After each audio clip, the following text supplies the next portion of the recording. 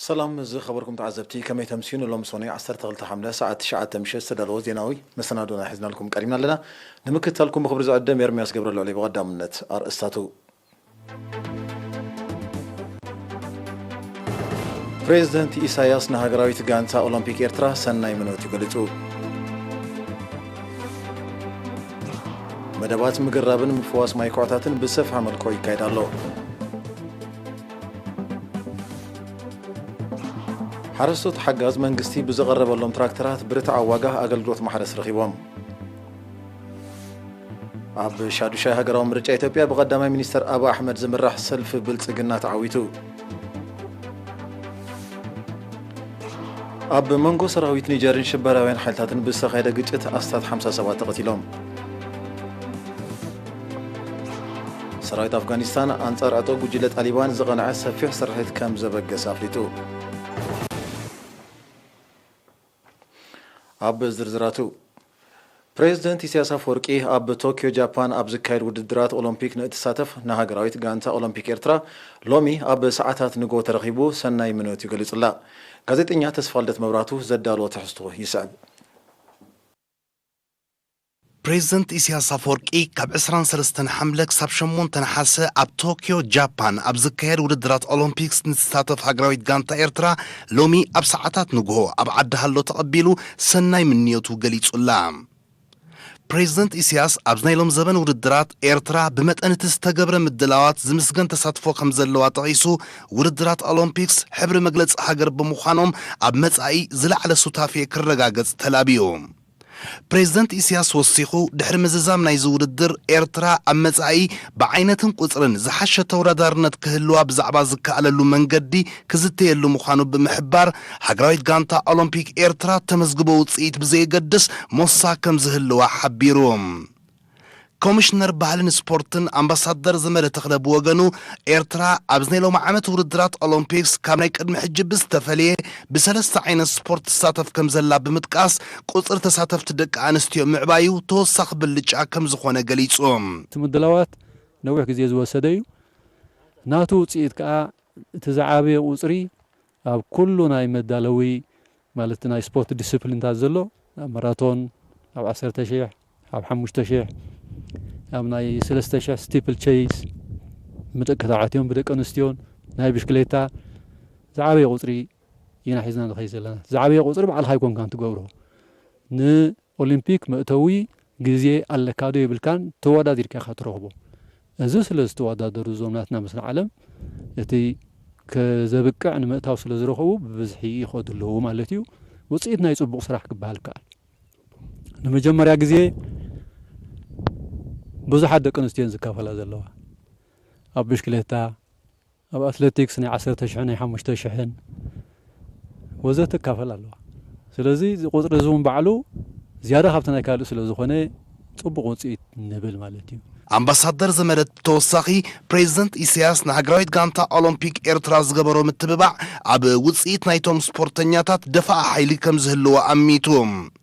بريزيدنت هاجراوي أولمبيك كوميتي أتولو الفسحية نإيرينا بزهابو حبريتا لهم عمت مسبوزح محلقاتاتن بالدهوتاتن لبدا كوفيد 19 تمزجيبو زل سوتافي منجست بزغبرو غزيف وفرز ترخب مخانو أفليتهم زيلو معتي زي تقابر ناي مفناو سنة سرعات ناي كور بريزيدنت إسياس أفورقي دما نزيادة خنحيلن كنسرحن زي تبابعن حلافنت تسكم كمخانو متن نايب حقي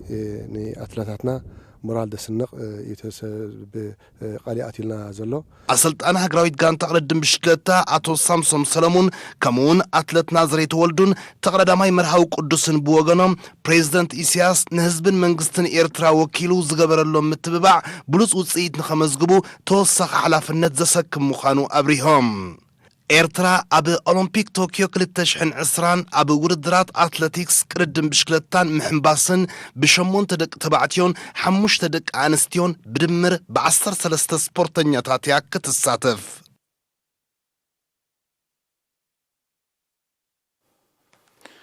أب ملا هاجر أب زركبا مدبرات فلسي زتدلوه لعلي 4 مليون فلسات نمتقلن መደባት معقب ማይን ሐመድን ንምስልሳልን ዝተበገሰ ሃገራዊ መደብ ምግራብን ምፍዋስ ማይ ኳዕታትን ብሰፊሕ ተሳትፎ ህዝብን ትካላትን ይሰላሰል ከም ዘሎ ተፈሊጡ ወኪለና ዮናታን አብዮን ዘዳለው ዜናው ጸብጻብ ገረ መስቀል ገረዝ ጌር ከቅርበዩ መደባት ምግራብን ምፍዋስ ማይ ኳዕታትን አመላ ሃገር ብዝተወደበ መልክዕ ይካየድ ከም ዘሎ ካብ በዓል ስልጣን አግራብን እንስሳ ዘገዳምን ዝተረኸበ ሓበሬታ አፍሊጡ ነዚ ኣብ 4 ሰሙን ወርሒ ሰነ 2021 ዝተጀመረ መደብ ንምዕዋት ዝኣክል ናውቲ ማእተትን ፈልስታት አግራብን በብዘቡ ከም ዝተቐረበ ኩለን ትካላት መንግስትን ግንባርን ህዝባዊ ምምሕዳራት ሓይልታት ምክልኻል ኩባንያታት ሃገራውያን ማሕበራት ገድሊ ከምኡውን ወፈርቲ ክረምታዊ ልምዓት ተምሃሮን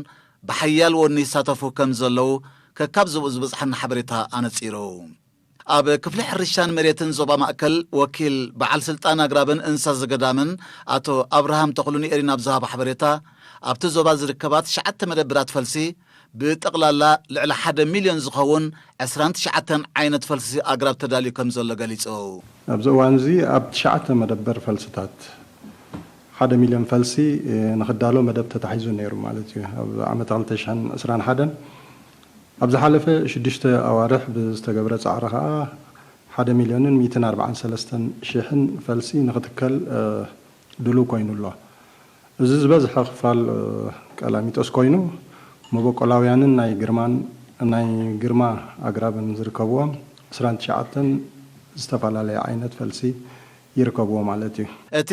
ኣብ 13 ንኡሳን ዞባታት ከተማ ኣስመራን ንኡሳን ዞባታት ሰረጀቓ በሪኽን ጋላነፍሕን ዝሰላሰል ዘሎ ወፍሪ ምስራሕን ምጽጋንን ዛላታት ምድላው ንፈልሲ ዝኸውን ጎዳጉዲ ከምኡውን ምግራብ ከም ዘጠቃልል ዝሓበረ አቶ አብርሃም ህዝቢ ኣብ ሰሙን 3 ግዜ እናወፈረ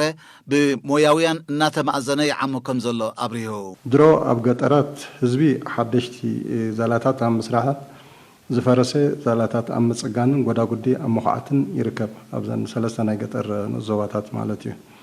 ብዘይካዚ ኣብ ኣስመራን ከባቢኣን ኣብ ትሕቲ ሃኮሰኤ ዝጠርነፋ ዝተፈላለዩ ትካላት ማሕበር መንእሰያት ማሕበር ደቂ ኣንስትዮ ማሕበራት ተጋደልቲ ሃገራውያን ኩባንያ ህንፃን ህግደፍን ተምሃሮ ብወፍሪ ልምዓት ሓደሽቲ ዛላታት ኣብ ምስራሕን ጎዳጉዲ ኣብ ምድላውን ይርከብ ማለት እዩ ንሕልና ዘዕግብ ወፍረታት ኣብ ምስልሳል ከም ዝርከቡ ዝሓበሩ ተሳተፍቲ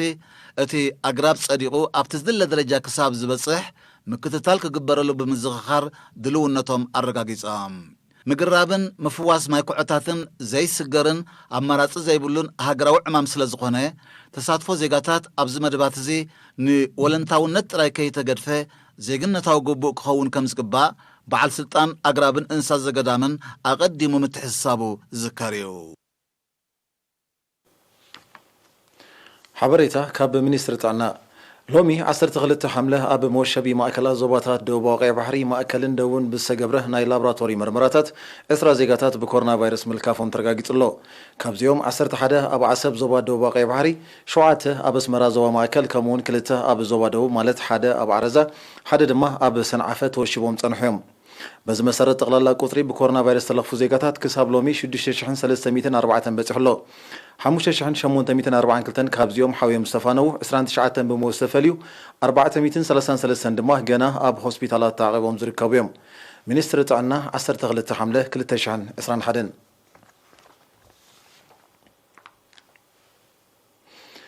ሓረስቶት ንዞባ ሓጋዝ መንግስቲ ብዝቐረበሎም ትራክተራት ብርትዕ ዋጋ ኣገልግሎት ማሕረስ ከም ዝረኸቡ ሓቢሮም ካብ 6 ሐምለ ጽቡቕ ዝርግሐ ዘለዎ ዝናብ ብምውቅዑ ኣብቲ ንዞባ ዝተመደባ 20 ትራክተራት ካብ 8 ሐምለ ጀሚረን ኣድማዒ ስራሕ ይዓማ ከም ዘለዋ እቶም ሓረስቶት ወሲኾም ገሊጾም እተን ብመንግስቲ ዝዋፈራ ትራክተራት ንሓደ ሰዓት 150 ነቕፋ ከም ዘኽፍላ ጠቒሶም ድማ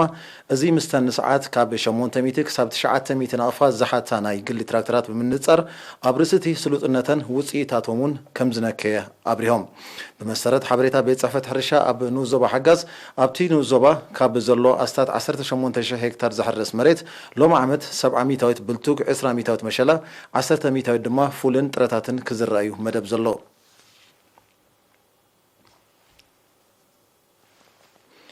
ሚኒስትሪ ትምህርቲ ኣብ ኖዞባ እምነ ሓይሊ ብትሽዓተ ሐምለ ኣብ ዘካይዶ ገምጋማዊ ርክብ ለበዳ ኮቪድ-19 ንምግታእ ንብዝወፀ ቅጥዕታት ተቋሪፁ ፀንሓ ኣገልግሎት ትምህርቲ ኣብ ምንጣፍ መምሃራንን ርእሰ መምሃራንን ዕዙዝ ኣበርክቶ ከም ዝነበሮም ኣፍሊጡ ሓላፊ ጨንፈር መምህር መሪሕ ኪሮስ ኣብ ኩነታት ኣብ ተምሃሮን መምሃራንን ምኽርዛዝ ኣስዒቡ ብምጽንሑ ነዚ ኣብ መስመሩን ምምላስ ምስ ህዝብን መሻርክቲ ኣካላትን ብምትሕባር ዕቱብን ዝተዋሃደን ስጉምቲ ከም እትወስደን ውፅኢቱ ዝምስገን ከም ዝነበረን ገሊጹ በዚ መሰረት መጠን ምሕላፍ ኣብ መባእታ 89.5 ሚታዊት ኣብ ማእከላይ ደረጃ 74.4 ሚታዊት ኣብ ካልኣይ ደረጃ ድማ يقريتا أب كلاي درجة دما سوسان كلتنا توشدي شميتات كم زخنة ممحر مريح بتوسخ حبيرو التكونات بدها من باروز جلسوا سوبرفايزرات بمتحوار رسم ممهرانن كم تسجرة بمتقاس حزبيز وصلوا تبغوساتون أبت مسرح زين نعاستوات وكم زنبرو أبريهم تساتفت بقديوم متن مقراص تمهرو أب مادة تمرتي مغنيات بجبو كتنعن في التحك الناديلون مرعتها تعدم زي حجة وصل زخنة نمكتوس حجة وسقم تكوسد زبلن كالن ريتوتا تقريبا جزاوي تام حضريت نوزبا من حيلي ويزرو ترحس فقاد بوغنا زلو صقمات نمقلاس نتفتات تمرتي معوات من محضر نوزبا مسا محضرت كابي كم ساعتين تبغسوتات كوم اب متبع كم سرحن غليصا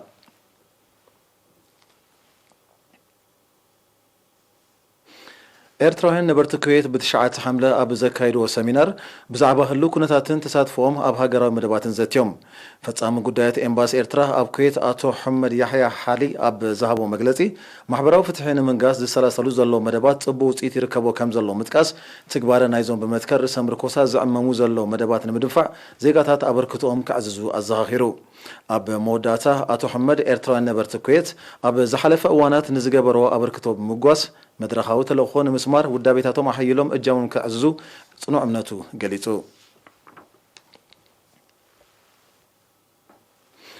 ሃገራዊ ማሕበር መንስያትን ተምሃሮን ኤርትራ ምስ ሃኮሴን ሃማደን ብምውሃድ ንኣስታ 6 ኣዋርሒ ብዝተፈላለዩ ስልጠናት ዘሰልጠኖም 285 መንስያት ብ10 ሐምለ ተመሪቖም እቲ ዓውድታት ሞያ ጽገና ኮምፒውተር ትግባር ሶፍትዌር ካሜራ ተንቀሳቐስን ደረቕን ስእሊ ኤዲቲንግ ግራፊክስ ምስና መደባት ቴሌቪዥን ኣጸሓሕፋ ዓንቀጽ ከምውን መባእታ ጋዜጠኝነት የጠቐልል ካብዞም መመረቕታ ዝበቆዑ ሰልጠንቲ እተን 54 ሚእታዊ ደቂ ኣንስትዮ ምዃነን ኣብቲ ናይ መመረቕታ ስነ ስርዓት ተገሊጹ ኣቦ መንበር ሃገራዊ ማሕበር መንስያትን ተምሃሮን ኤርትራ አቶ ሳላህ አሕመዲን ንሰልጠንትን ነቲ ስልጠና ዘወደቡን ዘዋሃዱ ኣካላትን ዮሃና ድሕሪ ምባል ሰልጠንቲ ኣብ ትካላቶም ተመሊሶም ተዓቃኒ ኣበርክቶ ከም ዝገብሩ ዘለዎ ጽኑዕ እምነት ብምግላጽ ኣበርክቶ ንዝገበሩ ኣካላት ሞጊሱ ኣብ መወዳእታ ሽልማትን ወረቐት ምስጋናን ምስክርን ተዓዲሉ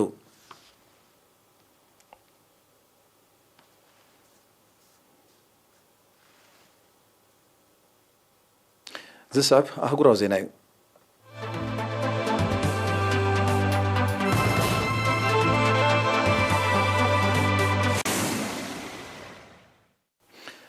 አባላት ቤት ምክሪ ወከልቲ ህዝቢን ምምራጽ ብ21 ሰነ ኣብ ዝተኻየደ ሻዱሻይ ሃገራዊ ምርጫ ፌደራላዊት ዲሞክራሲያዊት ሪፑብሊክ ኢትዮጵያ ብቀዳማይ ሚኒስተር አብ አሕመድ ዝምራሕ ሰልፊ ብልጽግና ኣብ ላዕሊ ቁጽሪ መናብር ከም እተዓወተ ሃገራዊ ቦርድ ምርጫ ብ10 ሐምለ ብወግዒ ኣፍሊጡ ሰልፊ ብልጽግና ዛጊት ምርጫታት ካብ ዝተኻየደሉ ሰፍሐ ከባቢታት ካብ 436 መናብር አባላት ቤት ምክሪ ወከልቲ ህዝቢ ኣብ 410 ከም እተዓወተዩ እቲ ቦርድ ሓቢሩ በዚ ድማ ቀዳማይ ሚኒስተር አብ አሕመድ ነቲ ሃገር ንዝመጽእ 5 ዓመታት ከም ቀዳማይ ሚኒስተር ኮይኑ ክመርሕ ምዃኑ ተፈሊጡሎ ሻዱሻይ ሃገራዊ ምርጫ ኢትዮጵያ ኣብ ገለ ክፋላት ክልላት ሶማልን ዓፋርን ብሰንኪ ጸጥታዊ ርጋት ኣብ ገለ ክፋላት ምዕራባዊ ክልል ኦሮምያን ቤኒሻንጉል ጉሙዝን ድማ ሽበራውያን ጉጅለታት ብዝፈጠረው ስክፍታታት ስለ ዘይተኻየደ ንዝመጽእ ወርሒ መስከረም 2021 ከም ዝካየድ እዩ ሃገራዊ ቦርድ ምርጫ ኢትዮጵያ ገሊጹ ዘሎ ትማሊ 11 ሐምለ ኣብ ሞንጎ ሰራዊት ኒጀርን ሽበራውያን ሓይልታትን ብዝተኻየደ ግጭት ካብ ክልቲኦም ወገናት ኣስታት 50 ከም ተቐትሉ ማዕከናት ዜና ንመግለጺ ሚኒስተር ምክልኻል ኒጀር ምጥቃስ ኣቃሊሐን 4 ካብቶም ንኒጀርን ማሊን ኣብ ዘዳውብ ከባቢ ብዝተኻየደ ግጭት ዝተቐትሉ ግዳያት ሽበራውያን ምዃኖም እቲ ሓበሬታ ብተወሳኺ ኣፍሊጡ ሰራዊት ኒጀር ኣብቲ ግጭት ብርክት ዝበለ ንኣሹን ዓበይትን ኣጽዋር ከም ዝማረኸ እዩ ዝገልጽ ዘሎ እዚ ከምዚ ኢሉ እንከሎ መንግስቲ ኒጀር ኣብቲ ከባቢ ተወሳኺ ሰራዊት ክልእ ምዃኑ ድሕሪ እቲ ግጭት ኣብ ዘውፅኦ መግለጺ ሓቢሩ ዝሓለፈ ወርሒ ሰነ ንኒጀርን ማሊን ኣብ ዘዳዋብ ከባቢታት ብዝተኻየደ ሽበራዊ መጥቃዕቲ 19 ሰባት ከም እተቐትሉ ጸብጸባት ጠቕሱ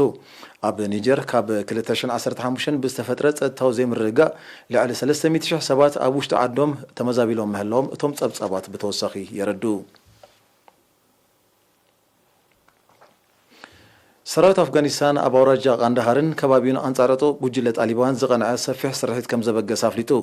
ኣብዚ ትማል 11 ሐምለ ዝተጀመረ ብነፈርቲ ዝተሰነየ ስርሒታት ዓሰርታት አባላት ጣሊባን ከም ተቐትልዮም ኣዘዝ ሰራዊት አፍጋኒስታን ዝገልጹ ዘለው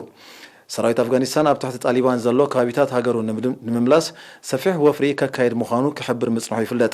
ኣብ አፍጋኒስታን አስኪሩ ዘሎ ግዳማዊ ሓይሊ ክሳብ ዘይወፀ ዘካይዶ ቃልሲ ክቕጽል ምዃኑ ዝገለጸ ጣሊባን 85 ሚታዊት ግዝኣት አፍጋኒስታን ኣብ ታሕቲ ቁጽሩ ከም ዘእተወ ዝሕብር እቲ ዕጡቕ ጉጅለ አንጻር ሰራዊት አፍጋኒስታን ከካይዶ ኣብ ጸንሐ ስርሒታት ልዕሊ 1,000 ወታደራት መንግስቲ ናብ ጎረቤት ሃገር ታጃኪስታን ከም ዝሃደሙ ክሕብር ጸኒሑ እዚ ሓድሽ ወታደራዊ ምዕባለታት ድሕሪ ምውፃእ ግዳማዊ ሓይሊ ኣብ መንጎ መንግስቲ አፍጋኒስታንን ጣሊባንን ናይ ዘተ ባይታ ክፈጥር ከም ዝኽእል ንጸንሐ ተስፋታት ዘመሃምን ምዃኑ ናይ ቀረባ ተዓዘብቲ ይእምቱ ن10 ዓመታት ኣብ አፍጋኒስታን ዝዓስከረ በአሜሪካ ዝምራሕ ግዳማዊ ሓይሊ ድሮ ምውፃእ ከም ዝጀመረን ክሳብ 11 መስከረም ርዑ ጠቕሊሉ ክስሕብ ምዃኑ ዝግለጽ ዘሎ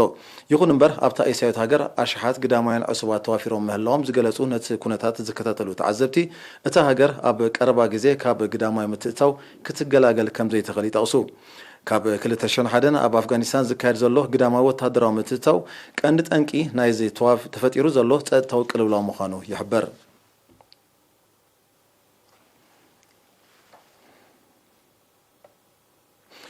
ቻይና ሰፊሕ ክፋሉ ልኡላው ግዛእታ ምዃኑ ኣብ እትገልጾ ባሕሪ ደቡብ ቻይና ከም ዝኣተወት ንዝገለጸታ መርከብ ውግእ ኣሜሪካ ዓጊታ ከም ዝመለሰት ሓቢራ ሓይሊ ባሕሪ ቻይና እታ መርከብ ብ11 ሐምለ ብዘይሕጋዊ ኣገባብ ናብቲ ማያዊ ኣካል ከም ዝኣተወት ይገሊጹ ዘሎ እቲ ስጉምቲ ንልኡላውነት ሃገሩ ከም ዝጠሕስን ጸጥታዊ ርግኣት ባሕሪ ደቡብ ቻይና ኣብ ሓደጋ ዘወደቕን ምዃኑ ዝጠቐሰቲ ሓይሊ ባሕሪ ንምዕባለታቱ ብዕቱብ ይከታተሉ ከም ዘለዎ ረዲዩ ኣሜሪካ ኣብ ማያዊ ግዛኣት ሃገሩ ብተደጋጋሚ ተካይዶ ተኽታኺ ክብል ዝገለጾ ምንቅስቓሳት ከተቋርጾ እዩ መንግስቲ ቻይና ክጽውዕ ጸኒሑ ይኹን እምበር ኣሜሪካ ኣብቲ ማያዊ ኣካል እተካይዶ ምንቅስቓስ ንልኡላውነት ቻይና ዝጥሕስ ከም ዘይኮነ ምጥቃስ ክትቀጽሎ ምዃና እያ ትሕብር በዚ ድማ ብሰንኪቲ ማያዊ ኣካል ኣብ መንጎ ክልቴን ሃገራት ዝተፈጥረ ዘይምቀዳው ካልኣንፈት ከይሕዝ ስጋት ሓያሎ ወገናት ኮይኑሎ ባሕሪ ደቡብ ቻይና ልዑል ስትራቴጂካውን ቁጠባውን ኣገዳስነት ከም ዘለዎ ይጥቀስ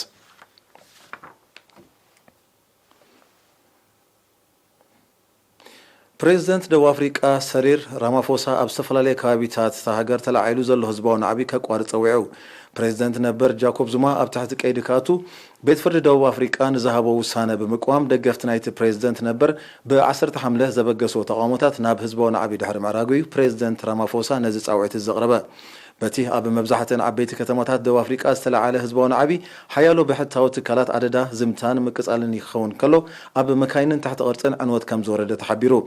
እቶም ንውሳነ ቤት ፍርዲ ዝቃወሙ ደገፍቲ ጃኮብ ዙማ ቀንዲ መስመራት ጽርግያ ከም ዝዓፀው ዝግለጽ ምስ ሓይልታት ጸጥታ ብዝተኻየደ ግጭት ድማ ሓያሎ ሰባት ከም ዝቆሰሉ ዝጠቐሳ ማዕከናት ዜና ብዓሰርታት ዝቁጸሩ ኣብ ታሕቲ ቀይዲ ከም ዝኣተው ኣቃሊሐን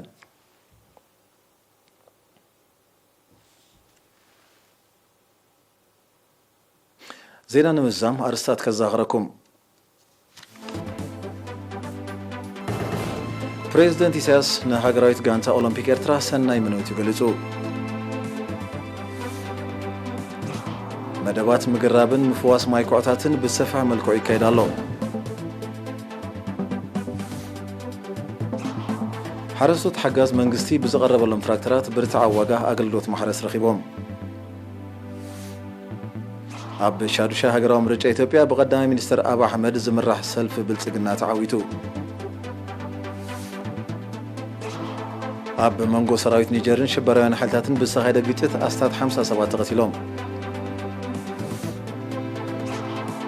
ሰራዊት አፍጋኒስታን አንጻር ዕጡቕ ጉጅለ ጣሊባን ዝቐንዐ ሰፊሕ ስርሒት ከም ዘበገሰ ኣፍሊጡ